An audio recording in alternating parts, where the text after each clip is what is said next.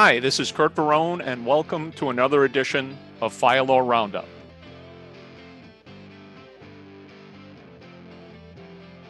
I have more questions than answers. We don't know a lot about this, right? So I'm going to throw out my normal, I'm curious, but here's what we believe we know.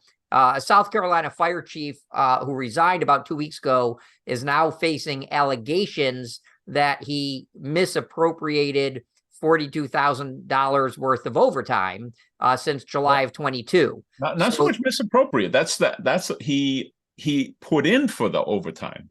Well, and that's kind of my question, right? Because is it that he was entitled to overtime and he put into it believing he wasn't exempt from FLSA, right? Which is a fair question. Was he putting into it secretly? I mean, unless he was cutting payroll, it kind of bewilders me how people didn't catch this and say, hey, you're not entitled to it, right?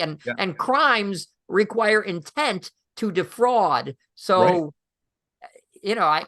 Those are the questions I have. It doesn't seem like I'm not trying to come to his aid or attack him. I'm just saying that's pretty blatant when someone's doing it. It doesn't seem like they're trying to get away with anything unless they're the one who cut payroll. There's two things that stood out to me on this one. Number one, whether or not he was in fact trying to take advantage of something he wasn't entitled to. Was he trying to put in?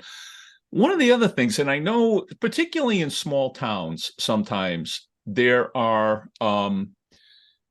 ways around compensation that work themselves into the process here, where somebody says, well, I know we'd like to pay you $75,000 a year, but I can't pay you 75, but we'll give you overtime.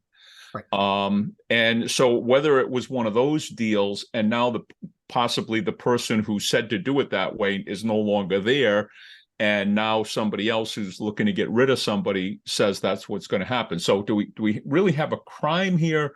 Do we have maybe something that could be criminal too? Because now, you run your business, I run my business. If I want to pay somebody overtime when I don't legally have to pay them, we can do that, right? But when you're dealing with the public's money now, there's a question about whether or not it was a workaround or whether or not it was a conspiracy to defraud the taxpayers. So I think the state police are going to have their hands full in looking at all the different aspects of this. So I hope he has a good attorney, honestly. I do too. I do too. And I hope that, it's not a witch hunt to get this guy either, that they are actually going to look at all of the, and I'm sure they will, all of the different aspects of it. But we've got a class, Bill Macarone's teaching a class this week on whether or not officers are entitled to overtime. And, there's been disputes ever since the FLSA applied to the public sector in 1985. And that's in big picture, that's relatively new, a new area for us. But there's been a lot of disputes about whether any officers are entitled to overtime. And it's come down pretty clearly that there are many officers, if not most officers, are entitled to. But one of the very clear exemptions is the executive, the fire chief. But there are some factual questions in given cases whether or not a fire chief could qualify as an overtime eligible employee. So Bill's going to talk about that Wednesday, along with whether or not a company officer, battalion chief, deputy chief, right on up qualify as well. There's a lot involved here. So I think, the state police, I hope they have, I hope they have their FLSA hat on when they go into this as well, because that's going to be part of what they've got to look at. And this is not the normal, let's call it theft of time or overtime case. Normally it's, I'm billing here, but I'm over at another job.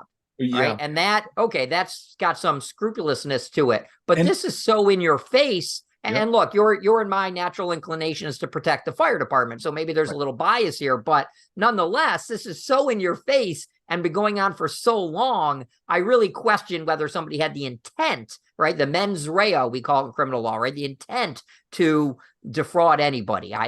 One hallmark of fraud is an effort to conceal what you're doing. Right. And when the flip side of that is when you're just doing something without intending to conceal it, it suggests that you thought you were doing something legal. And it looks to me like if he's putting in for this and it's getting approved through whatever process they have, that he's not trying to hide anything.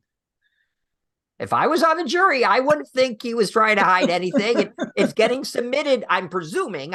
I'm presuming he's not doing his own payroll, right? If he is, okay, that's a whole different issue. But we also have our bosses, and unless you're the mayor, and then even the mayor, we have the balance Clerk, of power. finance, So you have the payroll department. legislature, the mayor, and the legislature are supposed to.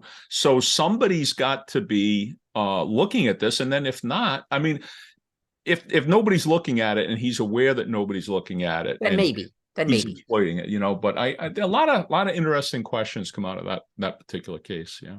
Exactly. Okay, let's